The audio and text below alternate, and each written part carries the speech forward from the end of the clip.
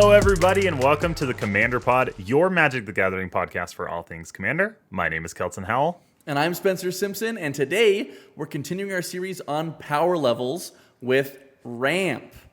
But first, we're going to classify what we're qualifying as ramp. We feel like that's pretty important. Yeah. And for this discussion, we're really only talking about any spell that accelerates your mana, be it temporarily or permanently, during the first 3 turns of the game. Yes, so that excludes some of the more powerful mana advantage effects that you might play on larger creatures or enchantments or whatever. But the reason that we're doing that is because everyone ramps on early turns, and everyone does it because it's the best thing you can be doing during the early turns of a game to generate yourself mana advantage over the course of a game. Yeah, because each turn a ramp piece is out, it's generating extra mana. So that may seem straightforward, but if you think about playing Mana Rock on turn 2 versus on turn 4, you're getting 2 additional mana out of that rock, which is like, that's mana crypt for a turn. Yeah, exactly. And over the course of the game, say you play it on turn 2 and it's like a 10-turn game, that's 8 total mana you've had. Yeah. Over the course of the game, which is crazy. With one rock. With one rock. And Yeah. likely you have better things to do on turn 4 than play a rock than you do on turn 2, right? So that's the things that we include in this definition of ramp is things like classic land ramp, like cultivate, or artifact ramp, or dorks, or mana reducers, or some rituals. But we don't include some of those, like we said, big enchantments or artifacts, or like big mana doublers, or whatever, that are going to generate tons of advantage throughout the course of the rest of the game, but aren't setting you up early with some of that mana advantage. And that's not to say that you shouldn't play those cards. Smothering Tithe is obviously extremely good. Black Market is quite good. Goldspan Dragon is awesome. Oh, Old Gnawbone is insane. These cards are all really great, but they serve a different purpose during a different portion of the game. Yeah, they're like I said, they're explosive engines that are helping you generate explosive amounts of mana.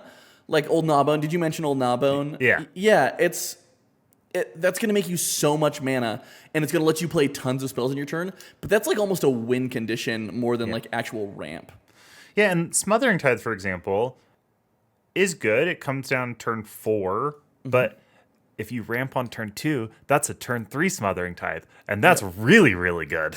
Yeah, and then you can double spell on your next turn because you've created at least 3 treasures in the turn cycle. Yeah, Smothering Tithe is amazing, but we're not including it in ramp just because we're talking about like traditional ramp pieces here, not explosive win conditions, right? Early ramp. So you should include those cards in your deck, but they don't count towards this definition of ramp, which is within the first 3 turns. Yeah, for the purposes of our discussion today.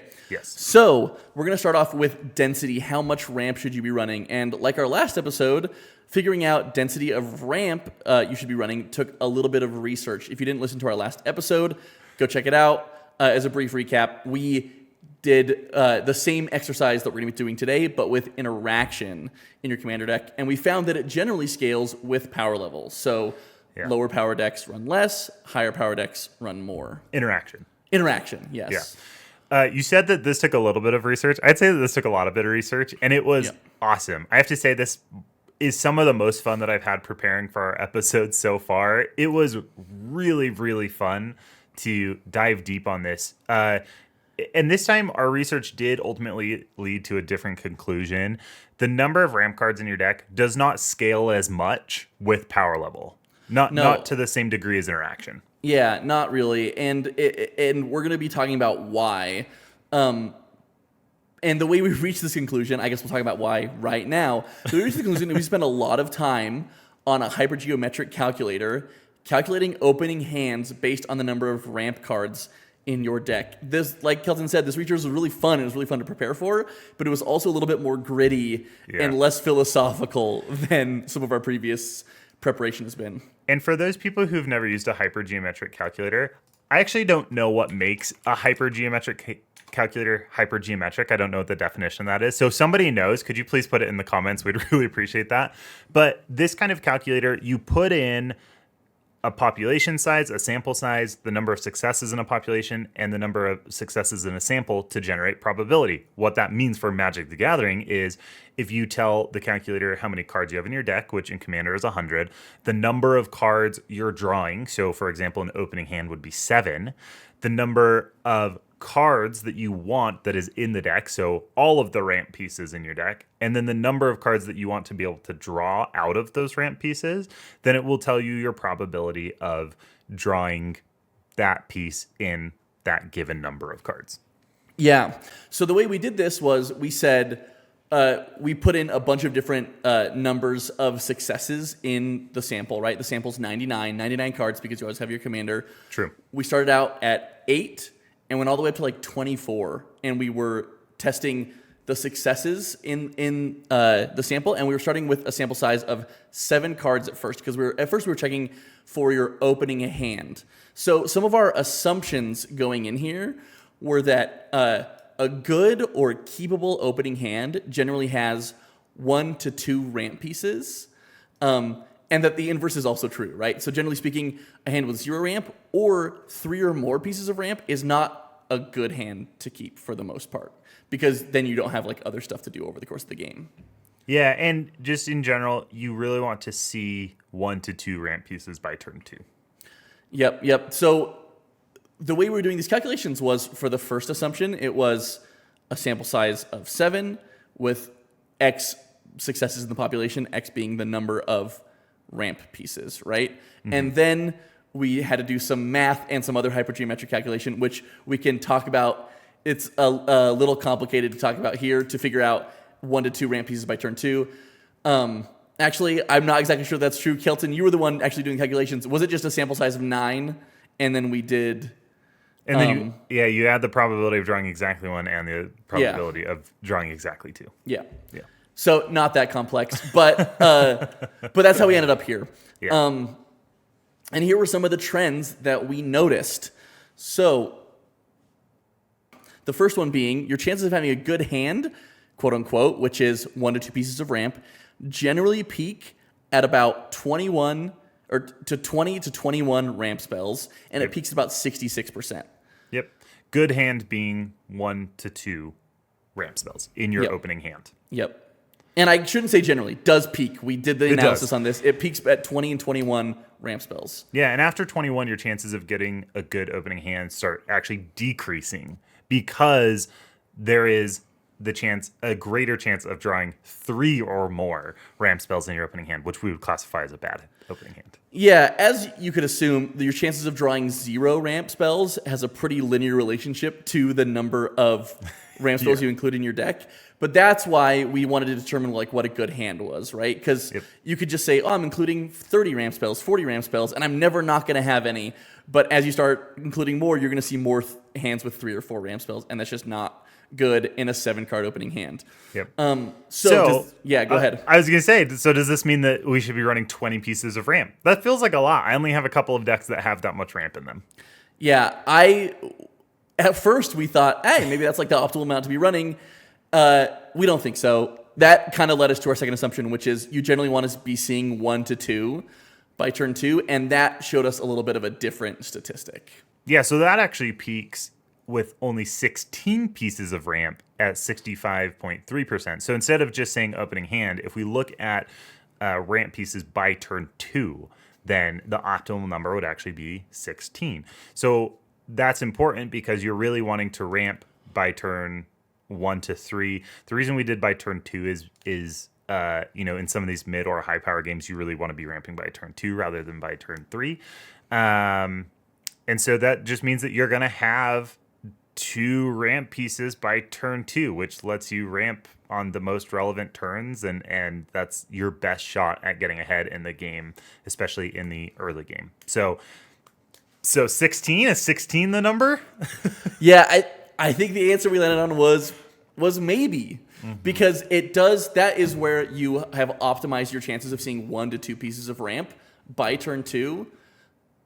But your chances of seeing 1 to 2 pieces of ramp by turn 2 with 13 ramp cards in your deck is 64%. So as a reminder, with 16, it was 65.3. So that is only a 1.3 percentage point difference, which is nearly negligible, we think.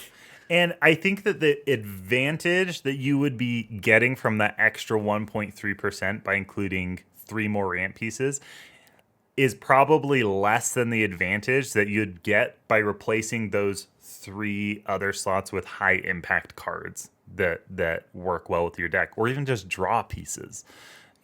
Think something's going to draw you more cards. So 13 is probably where everything settles on average, where you're getting the most advantage out of early ramp pieces. Yeah.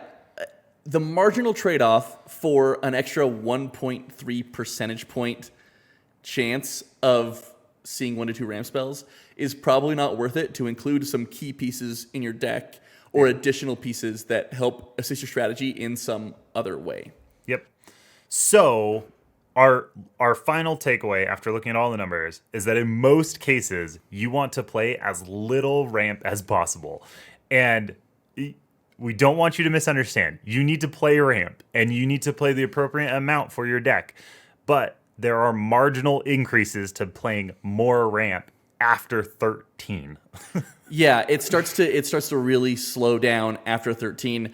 So, and honestly, this is towards the end of our discussion. We were trying to figure out like what the right number was, because for a little bit we were thinking, 16 is the right amount because it obviously statistically like maximizes your chances. Yep. And as we started talking about, well, is that 1.3 percentage point change like really worthwhile? Probably not for 3 additional cards in your deck. It's the same reason that I get tempted to cut lands in my deck sometimes, right? It's because this card's so cool. Is 1 land going to make the difference? And honestly, that's kind of where we landed. Is in most decks, you're trying to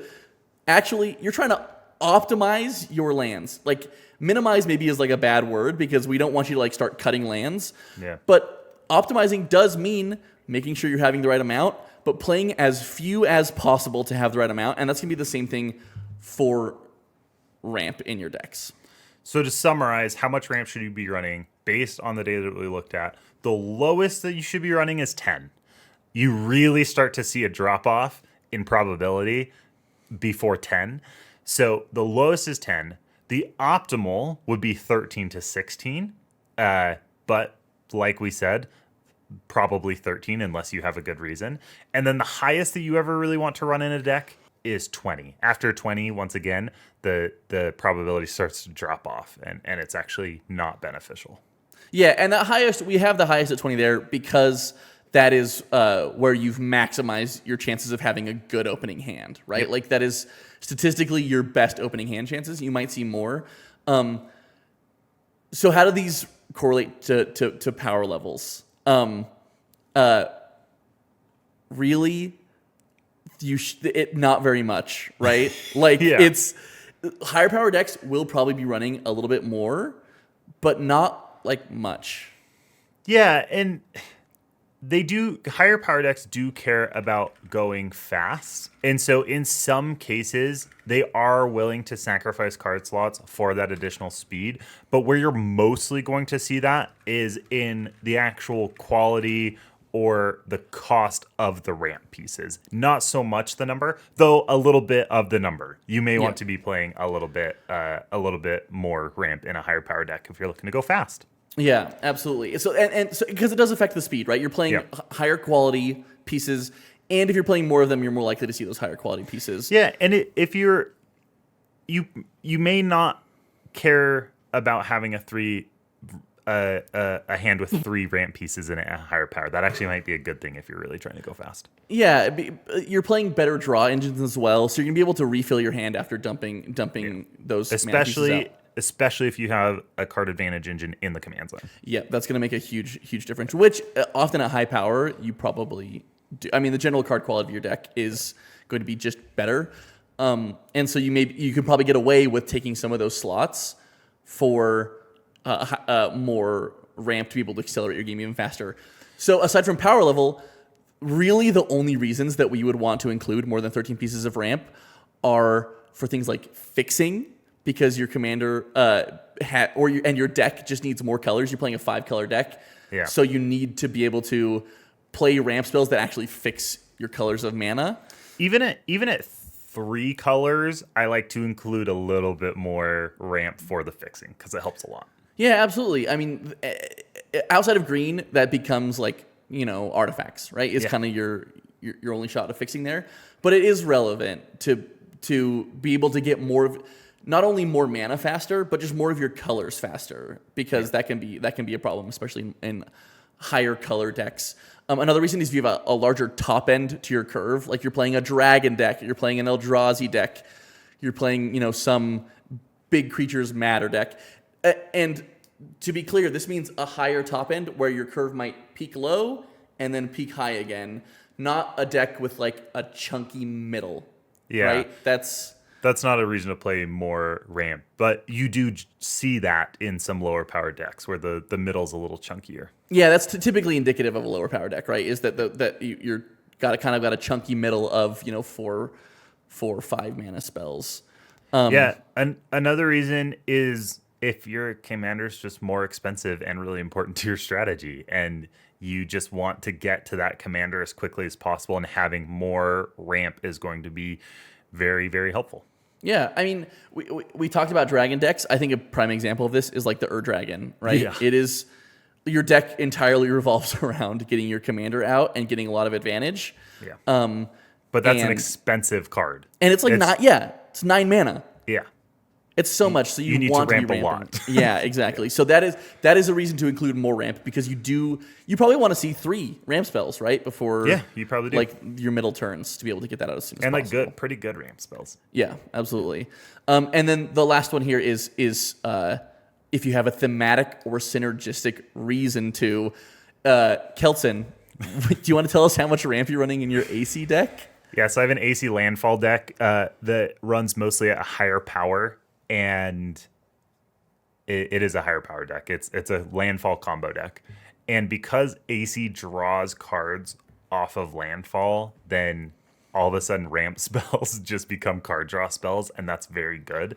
So the current iteration of AC is running, I think, 30 ramp spells. But you can justify that because it's not just mana ramp, it is doubling as card draw spells. Like I would venture to guess that you're playing very few card draw spells in the deck and just playing lots and lots and lots of ramp to get AC out and then draw cards off of the lands entering. Yeah, and because it's a higher power, like there are some higher power draw engines, like Rhystic Study. Sure. But for the most part, like the game plan is try and ramp incredibly fast in the first 2 turns, get AC out by turn 3, and then just draw a bunch of cards off of landfall triggers.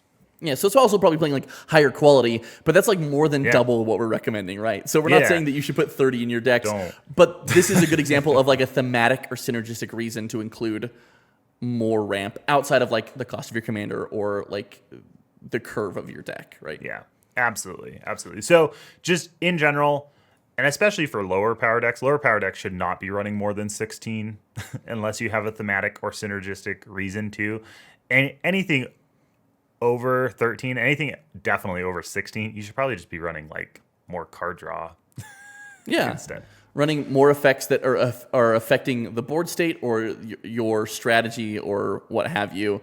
Because ramp is not, unless you're playing AC, inherently tied to the strategy of your deck. So you're trying to just play what you need and not more. Optimally. Yeah, exactly. Play optimally. So we talked about it not necessarily scaling too much between power levels.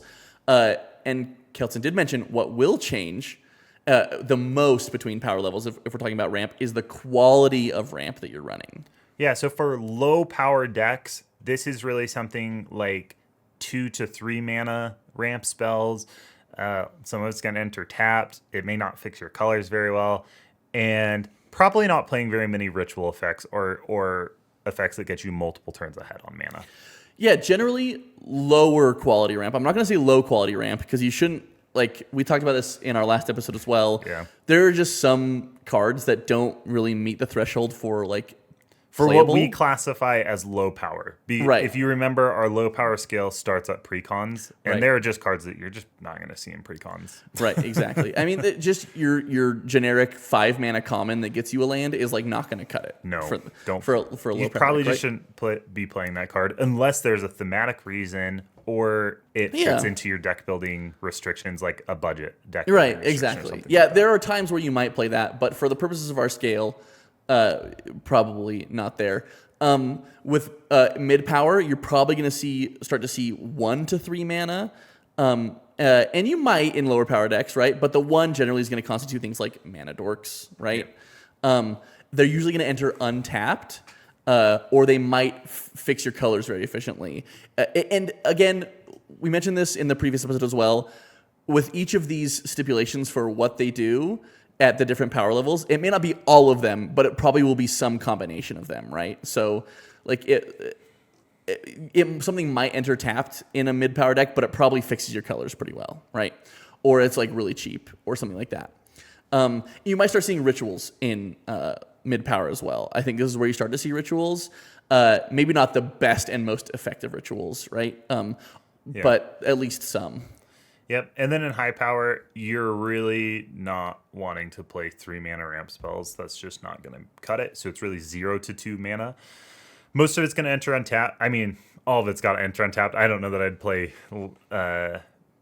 ramp spells that enter tapped in a high power deck. You're going to play dorks that have summoning sickness, but yeah. But those are coming down on turn 1, Yeah. and that's the only mana you have on that turn, right? So you're Yep, and generally it's going to fix colors very well. It's going to put you multiple turns ahead. More of these ritual type effects that are going to provide a massive burst of mana all at once.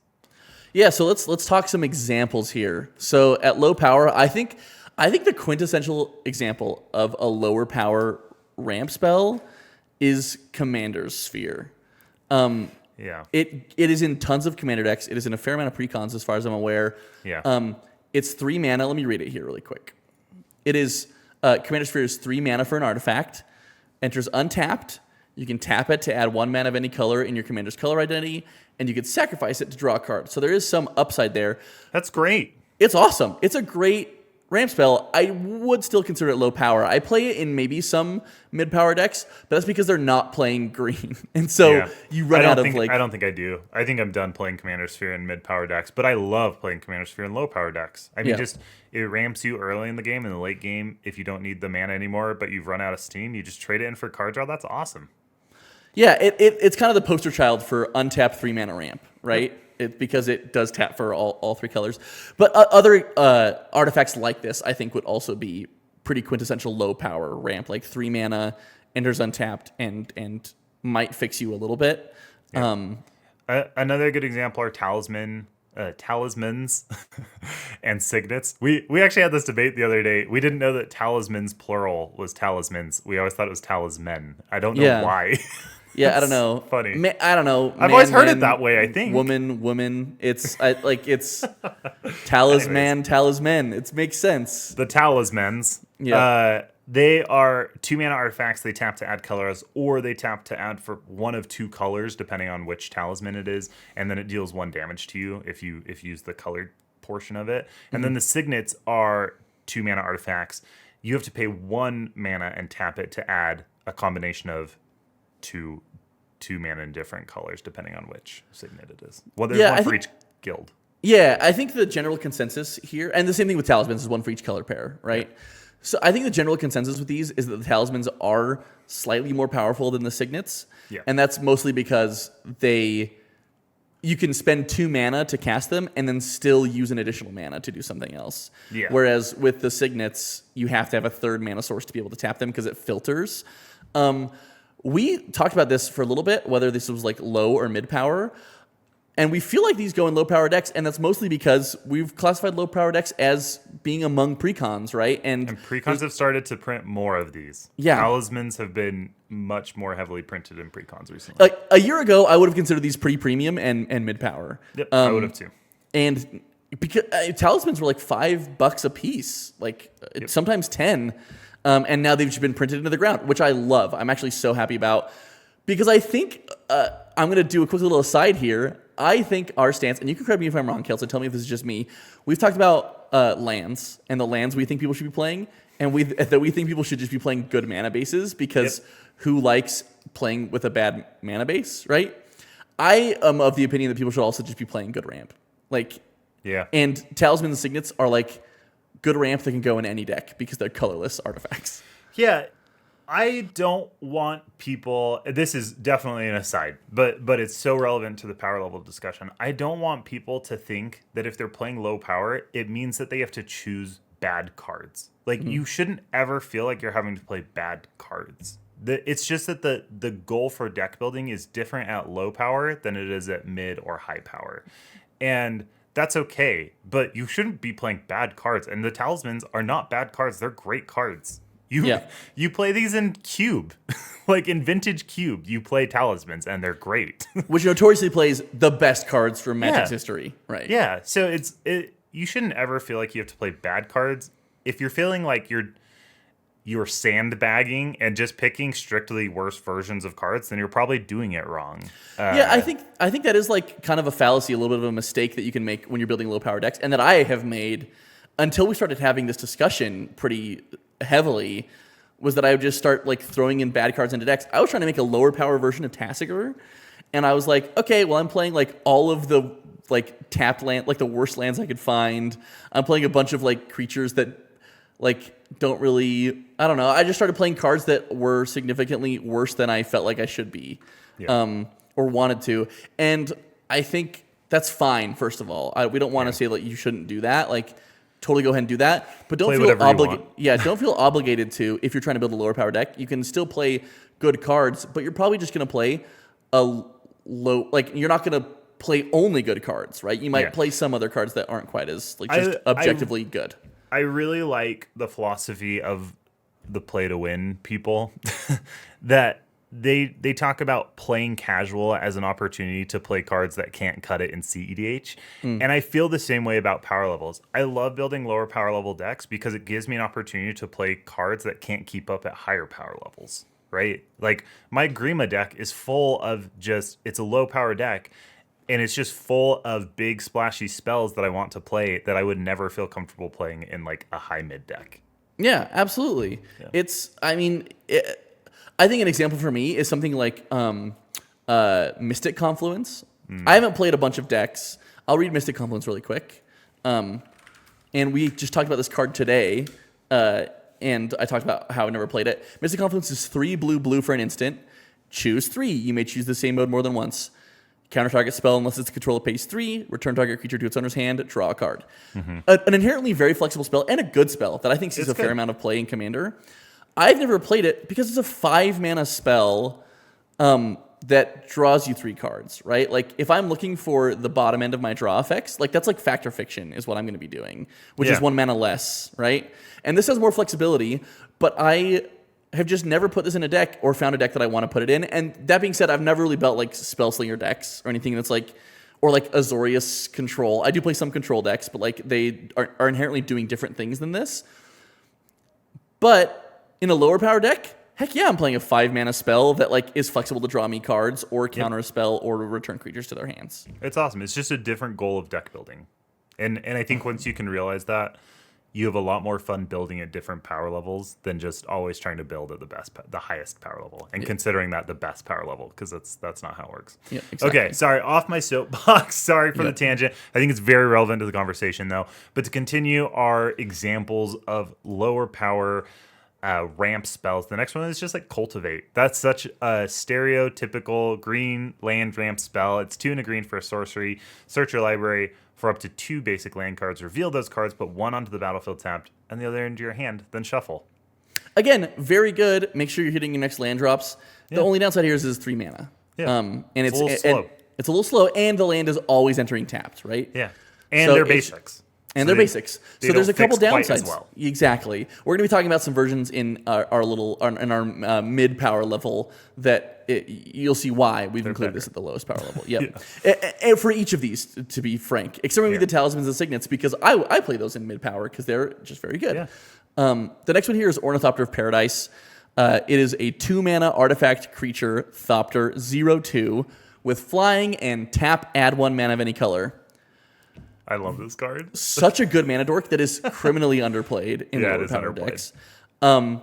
Is really good. It's a colorless Birds of Paradise for 1 more mana. Yeah, for all intents and purposes, it enters tapped because it is a creature, right? It enters tapped because it has summoning sickness. Right, Birds of Paradise also does, but you play a Birds of Paradise on turn 1. So this is like just a worse Birds of Paradise, but it's so good still. Like, but it's colorless. You can't play Birds of Paradise in I'm not arguing against this card. That's why it's worse, right? Yes. And technically also worse than like Talismans because you can tap them on the same turn.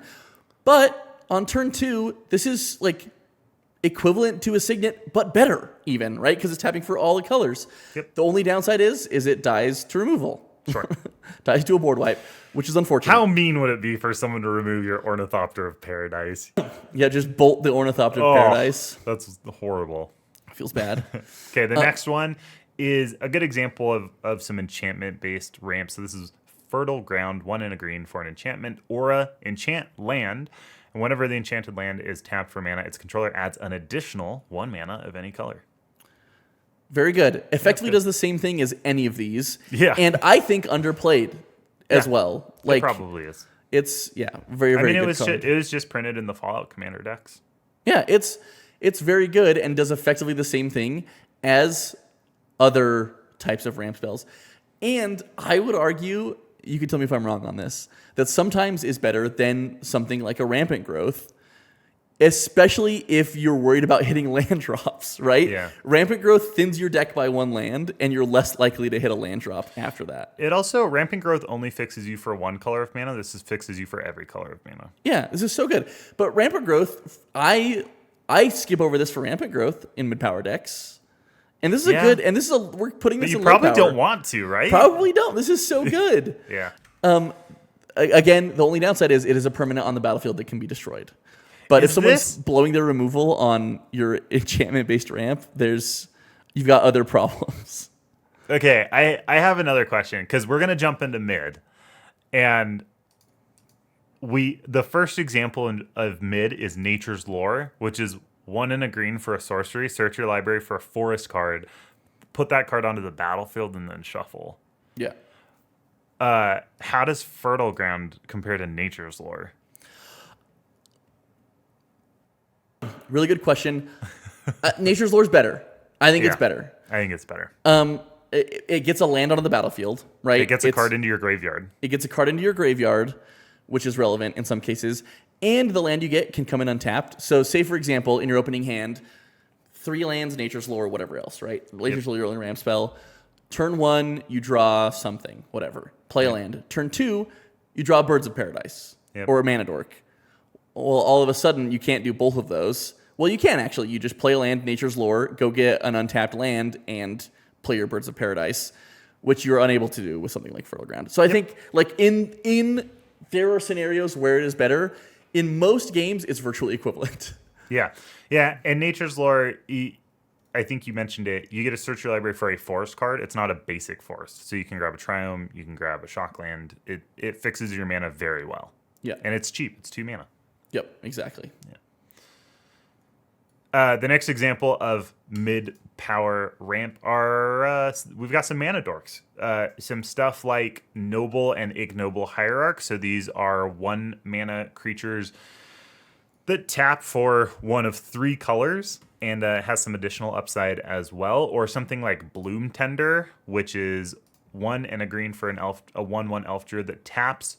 And you tap it, and for each color among permanents you control, you add 1 mana of that color, which, when you play it, is usually just green, but later in the game can add a lot more mana. Yeah, I mean, these are just very good because they come in on turn 1. So it's... Not Bloom Tender, but the other ones. No, but the rest, the rest of these mana dorks. Or Birds of Paradise is another one that we would classify as mid. Yeah, exactly. Birds of Paradise, which we mentioned briefly. It's Ornithopter of Paradise, but for 1 green pip. But on turn 1, which is just so relevant in mid and high power games. Yeah, being able to play your 3-drop on turn 2 is super, super relevant. Yep. Because you don't have to wait until turn 3 where you're hoping to play your 4-drop, and so you're probably waiting till turn 5 unless you have like a big thing you want to play there. So it is relevant. It's letting you just utilize your mana sooner, which is, like we mentioned at the beginning, very relevant because it gives you more mana over the course of the game. Yep. The next thing we have here are some rituals, like Dark Ritual. You're probably not going to see a lot of rituals at mid-power. I like playing Dark Ritual in my black decks just because if you're not playing green, there's less ramp to go around, and even though this is one-time use, it can give you a pretty sweet explosive turn to set you up for later turns, which I think is really good. And great. Dark Ritual is like absurdly cheap. It's like 30 cents. Yeah. Like you should be running it in black decks, I think. Yeah, and definitely in mono black. Definitely in mono black.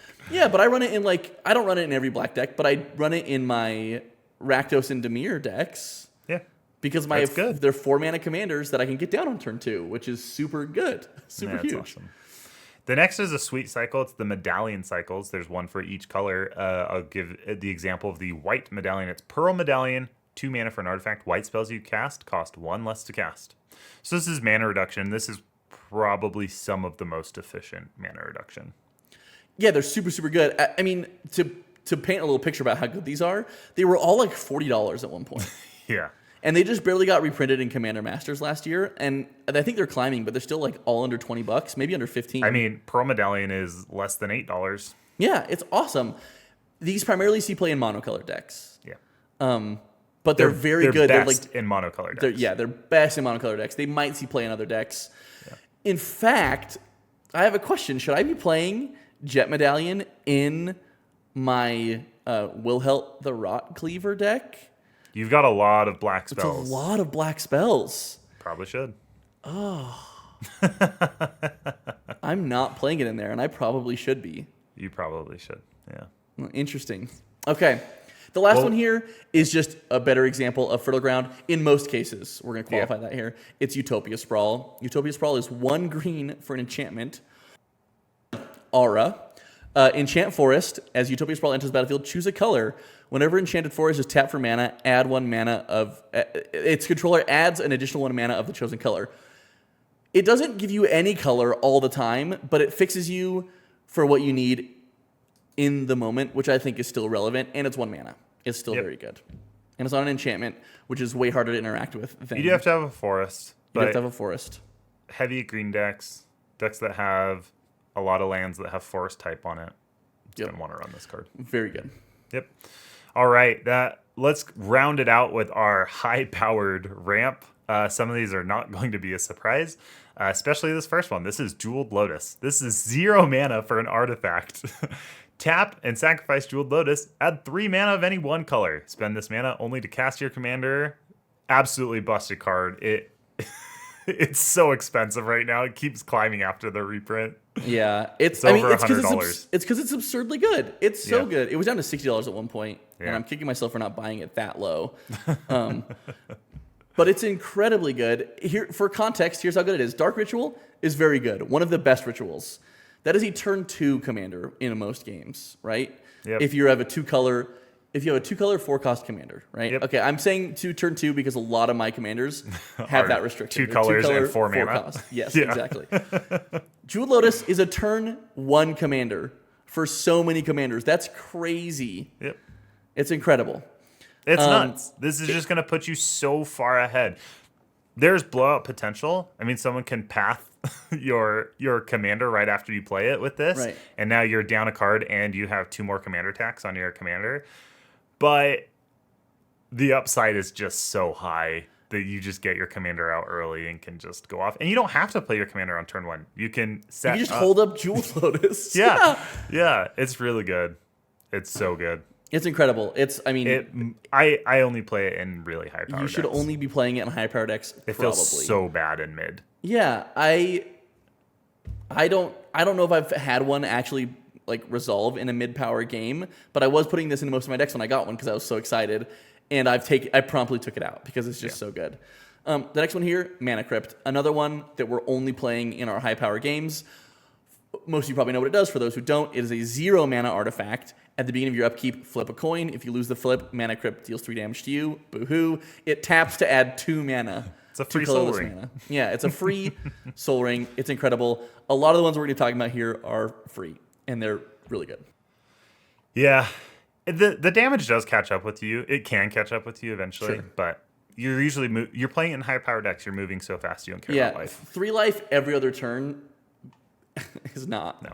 The next one I would probably classify as a high mid, but for the purpose of classifying here, it's closer to high than it is closer to mid, I think, and that's Mana Vault.